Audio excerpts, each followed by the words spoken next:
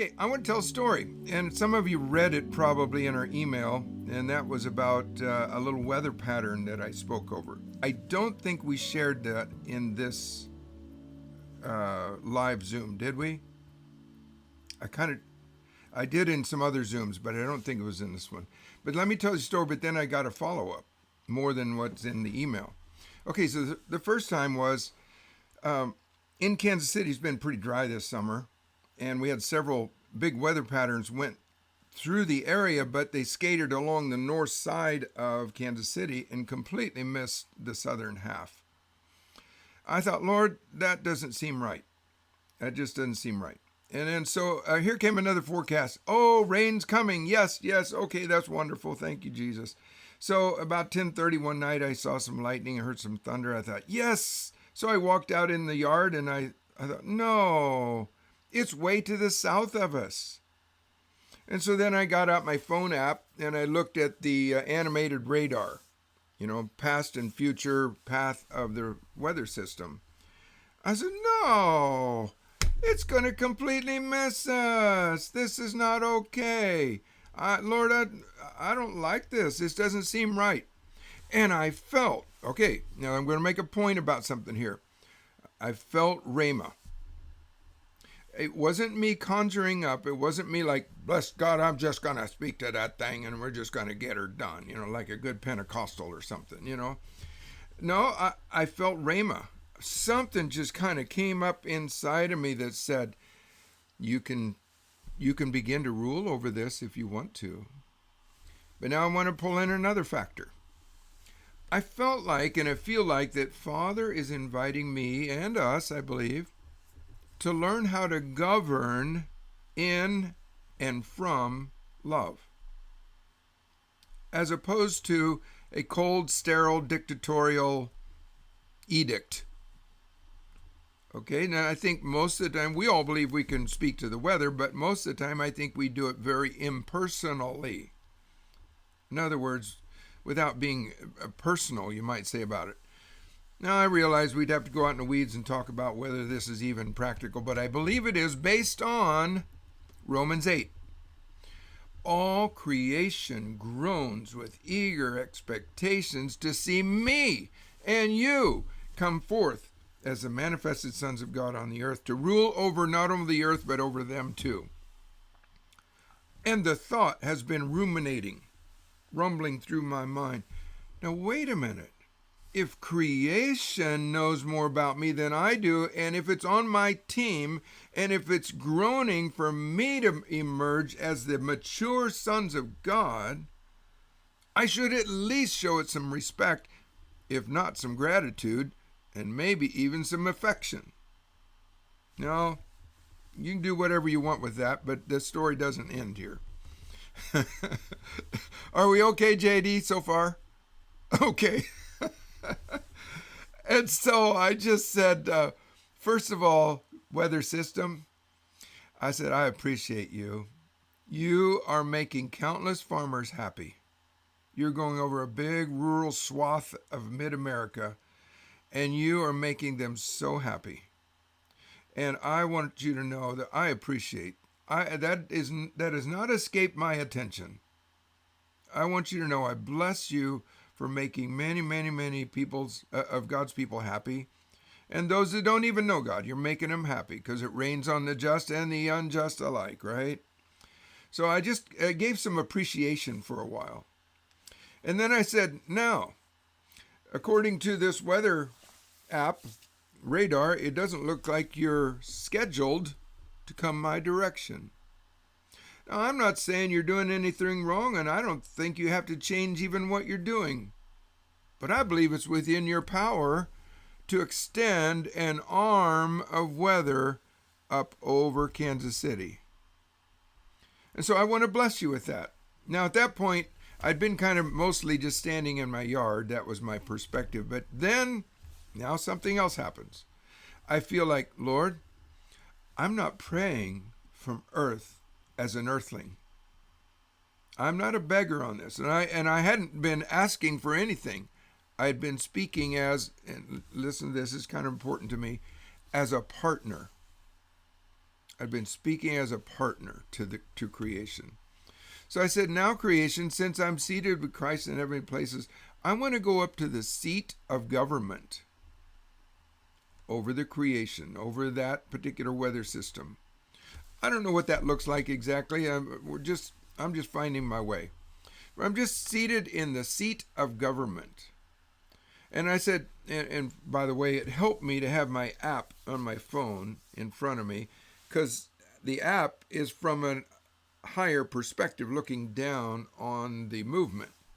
So I just looked at that, and I was just saying, now to the eyes of my heart and golden imagination, to see an arm of weather extend up out of this weather pattern and come up over and cover Kansas City.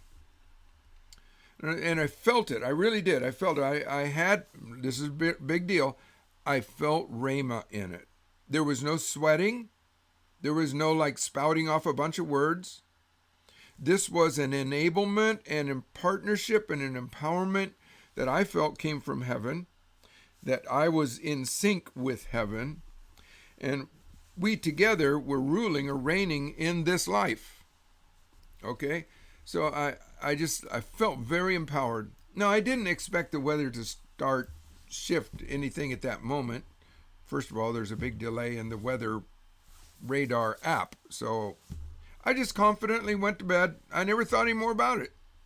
Twice that night I woke up to the sound of thunder and rain on the deck outside of my bedroom patio door.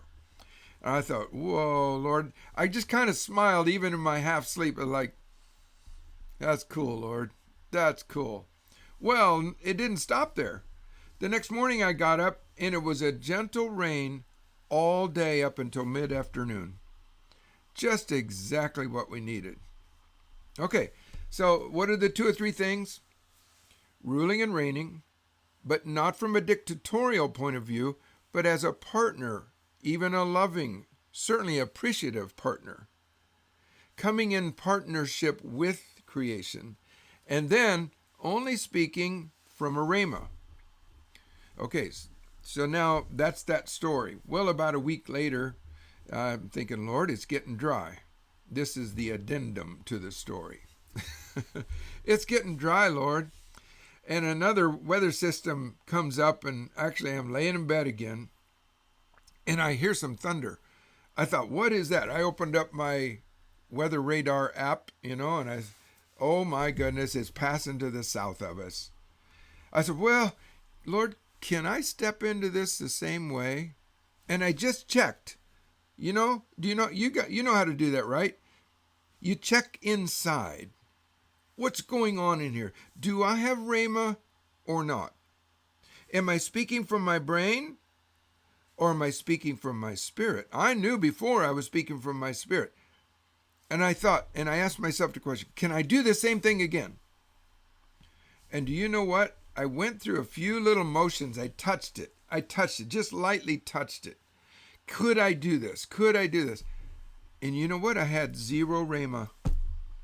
It just didn't happen. I felt no empowerment. And guess what? We didn't get any rain. I don't know why that happened. I don't know if it was my failure, my immaturity. Should I have pressed in? Should I have gone fasted or prayed for the night and got it turned around? Or was it God says, no, my bigger plan is I'm going to do it my way. And you only do what I say to do. And when I don't say to do it, don't try to do it. So anyway, it comes back to several really good points, I think, in there. Where do we rule from?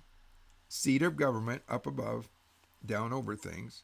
Second, we work in partnership, maybe even loving appreciation. And third, by rhema. Carolyn, I think, posted a comment, Jesus only said what he heard his Father say. And you know what? I don't think you can go wrong with that. I'm pretty sure you can't go wrong with that. Because if Father said it, doggone it, I'm pretty sure it's going to be a good deal. I'm pretty sure it's true. And what would it be like? Guys, what would it be like if we only said what we heard our Father say? Oh my goodness, you would never underdeliver whatever you say. You know what the old saying, under promise, over deliver. Well, Jesus always over delivered beyond what people's expectations were. Oh, don't you love how the Lord? Isn't there a verse that says, "And the dealings of the Lord are precious"? I might be paraphrasing that, but it's amazing. Now, here's a thought, and then Barbie. Here's a thought. So, speaking of partnering with creation, somebody brought up the other day, very legitimately, they brought up about Jesus speaking to the winds and the waves. Now, what I'm going to do is draw a contrast to something and then hopefully merge these two contrasts together. The contrast is, do I speak lovingly as a partner to creation and with creation, or am I dictatorial and I command it, bind it, send it, cast it, whatever? So which do I do? Are those opposed to one another? And of course, the incident cited here recently was when Jesus was in the boat and the disciples, were fearful that this was going to be their last day. And Jesus, of all things, was asleep. What was that about? By the way, a little sidebar here. It seems as though in the original language there's latitude that he might have been in a trance. In other words, caught up in the heavenlies. And which would make sense. I mean, if you're just asleep, that's one thing. But if you're in a trance, well, you could understand why he's not woken up during this upheaval of winds and waves, But anyway, Jesus, wake up. Don't you know we're going down to Davy Jones' locker?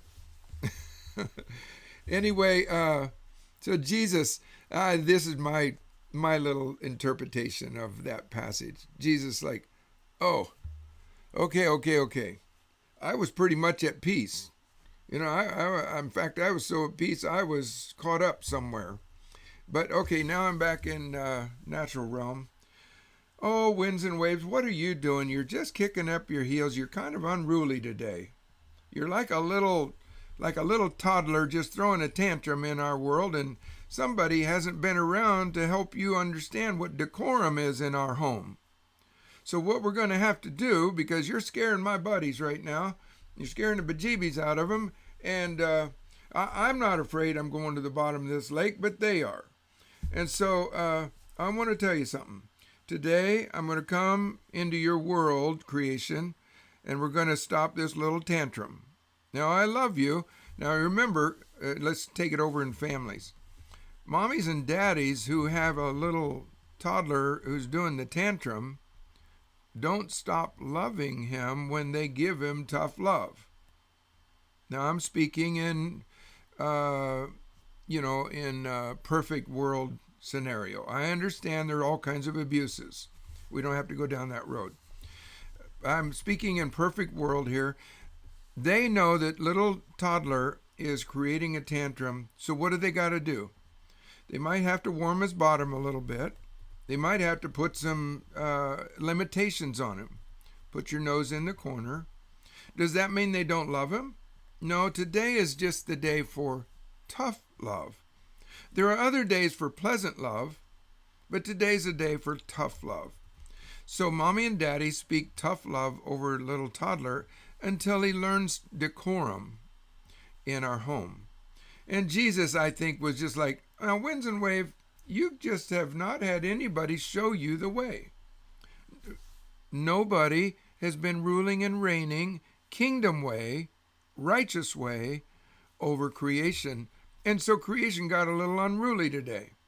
So what we're going to have to do is put some parameters on you today. And so it said he commanded them. Another version says rebuke, but I think command is probably, at least fits in my narrative. Okay, go with my narrative today.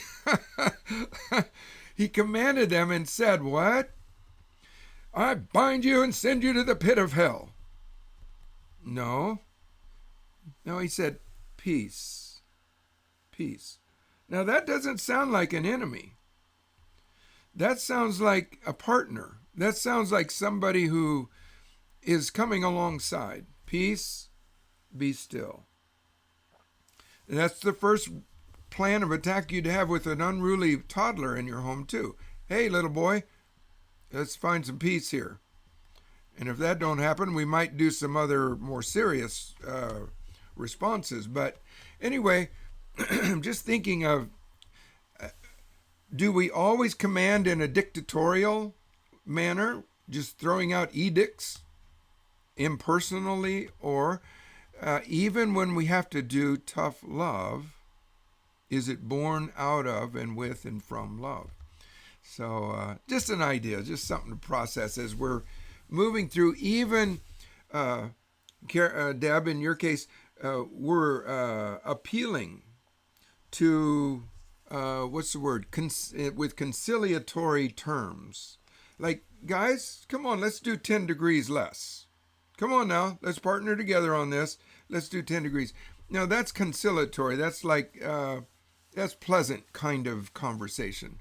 But then if there's a tornado coming through Nashville, you probably won't be quite as conciliatory. You're probably going to say something more like, wait just a minute, you're losing your decorum here. And I know you haven't had very much righteous rulership over you today, so I'm going to step up to the plate and put some limitations on you. I appreciate weather. I don't want there to be no weather. We need weather. But you're out of bounds right now, so I'm going to put some lines on you. You might have to put your nose in the corner until we get things kind of back into decorum. Is that okay to talk like that?